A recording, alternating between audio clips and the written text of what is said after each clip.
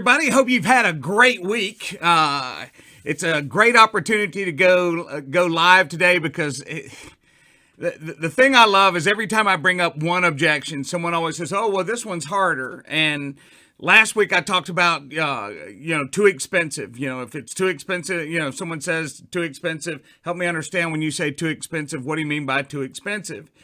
And you can use that tool because it simply gives you a great opportunity to have them define what in the heck they're talking about. And too expensive truly is a semi-objection. But when you get to let me think about it, man, this is a game changer. It's so funny. One of my mentors, Frank Kern, he's helped me with the market from a marketing perspective. And when he talks about how he handles let me think about it, he basically just lets the customer go. And the reason is he's a great marketer. He's done a terrific job of driving a tremendous amount of traffic. But not all of us have that luxury. So before we get into this, and I explain to you how to handle this, I want to talk to you a little bit about BysterBootcamp.com. And what that does is we're going to do a boot camp that's going to cover all of this. Needless to say, objections. I mean, if you had a sales program without objections, you would have a problem.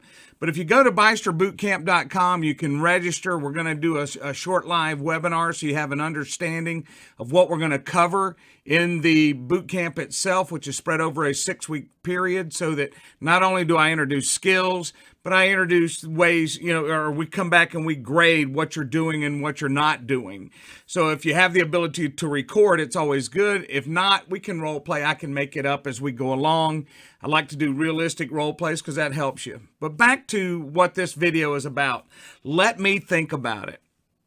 I always get this because, number one, it means absolutely nothing. You've done a great job. You've rolled through. Hopefully, you've done your fact-finding on the front end. Hopefully, you've made a recommendation based on something that they've told you. And then, ultimately, you're asking them to buy.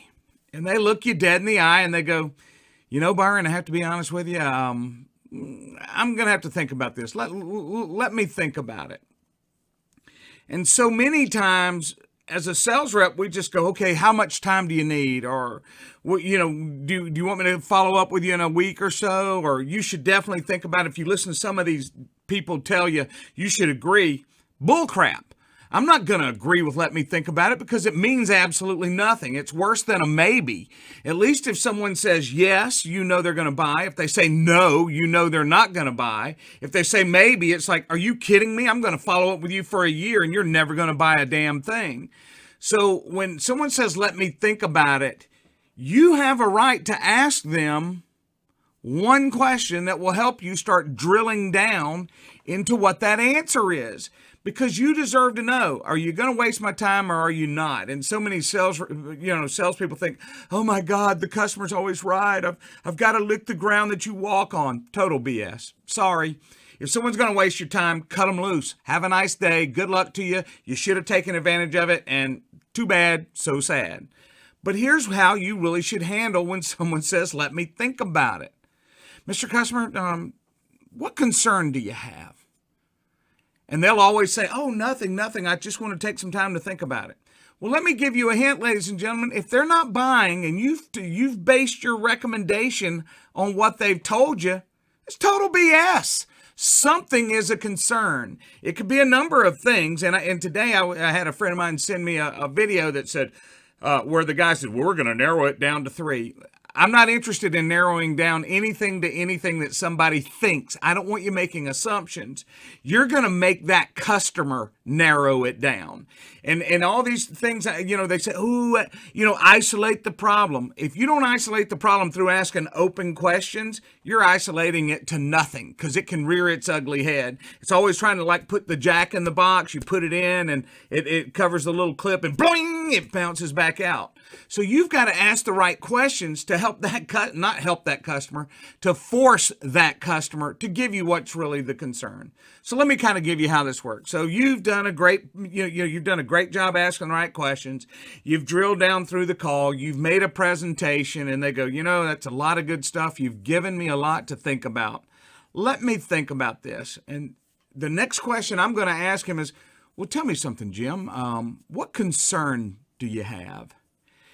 And at that point, they'll go, oh, absolutely nothing. You've just laid out a whole bunch of things I've never thought about. So I want to take the weekend and think it over, and I'll call you back on Monday. And ladies and gentlemen, I'm a gambling man. I shoot craps. And if you've ever played craps, you got, in the middle of that table, you got a 6 and an 8. And then to the left of the 6, you've got a, let me see, is it a 9?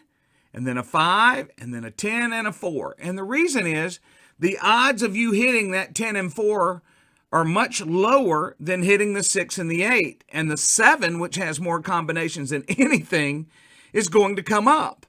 And so the odds of you closing that customer, if you let them off the line or you don't hit their concern, is probably slim to none. Now, if you do win it, it's the lotto. Woo, woo, woo. Great job. Pat you on the back. Everybody, even a blind squirrel finds a nut.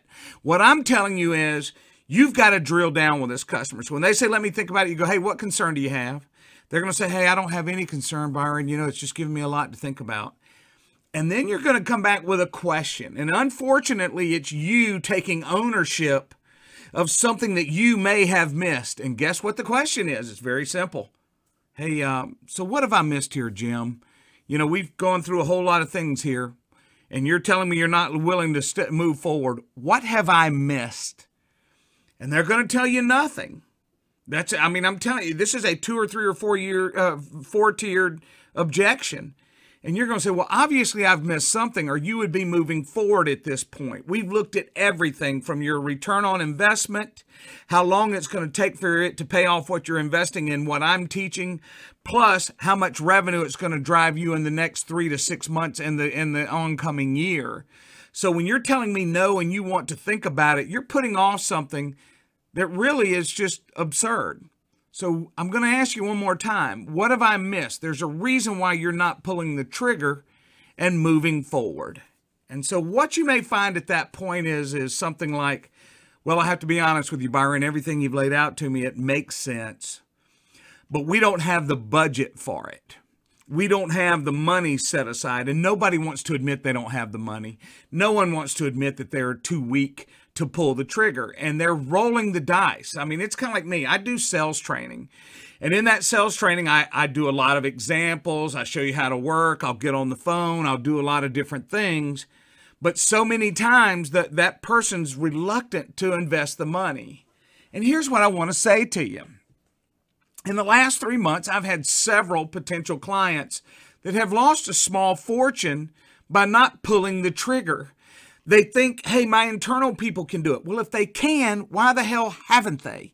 And then they think, oh, well, I can fix it myself. Well, if you can, why the hell haven't you? You know you're bleeding money. You know you're losing leads. You spend a fortune bringing people into your organization, or not, when I say people, I'm talking about leads, and you're fumbling them. You have salespeople that are inept. You have salespeople that are not reaching out and truly helping your customer. Now, here's who gets messed over in this whole thing. Yes, you lose the revenue. Yes, you lose the profit. But your customer loses. You lose because you're not getting them to take advantage of the opportunity you have given them. For some reason, they just don't see what you're offering. They don't see the value in what you're bringing to the table. And I'm not talking about sales training. I'm talking about anything that you're selling out there. If you didn't think it was a good product, why in the world would you bring it to market? Why would you just internally screw somebody over? What kind of person does that? Now, back to my BysterBootcamp.com. I want you to start realizing the value that you bring. And when you go to BysterBootcamp.com, you're going to roll through a small process. You're going to sign up. I'm going to do a live, webinar. You'll see me. Hopefully, people will engage, because not everybody does, especially in the live webinar. But when we get into the program of the 6 weeks, spreading it over the whole process and then rolling it out week by week by week, so that you're bringing problems that you're having with what I've taught to the table, and that way I can help you translate to what it is that you need to do, you're going to find that we truly want to help you help your client. And if you can't handle the simple sales process, and you can't handle, I'm going to give you a perfect example. Frank Kern. I just spent $3,000 him teaching me some marketing skills.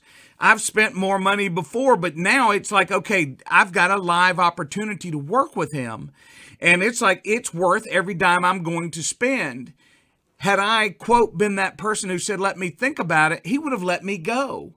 And on one hand, okay, he doesn't have to deal with a possible problem customer, but I would have missed the opportunity to start learning how to market my program.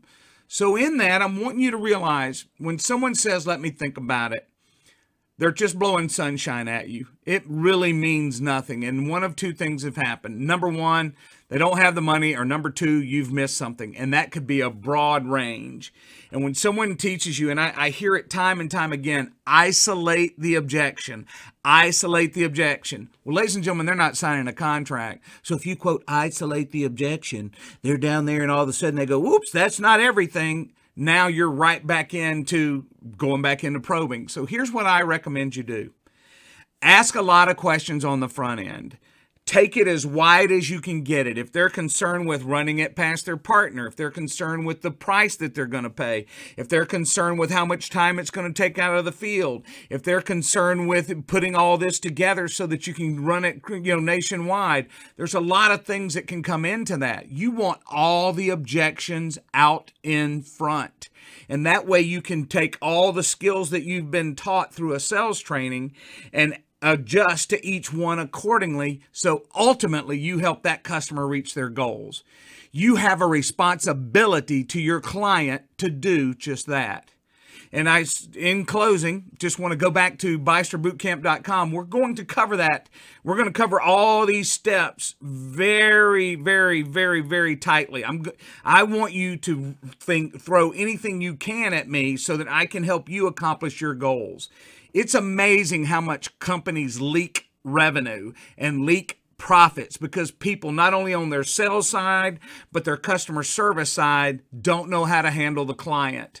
So just like in customer service, you tell them, hey, look, I'm going to do this to save you. And they go, let me think about it. Ladies and gentlemen, you may never hear from that customer again. They're just simply going to go away.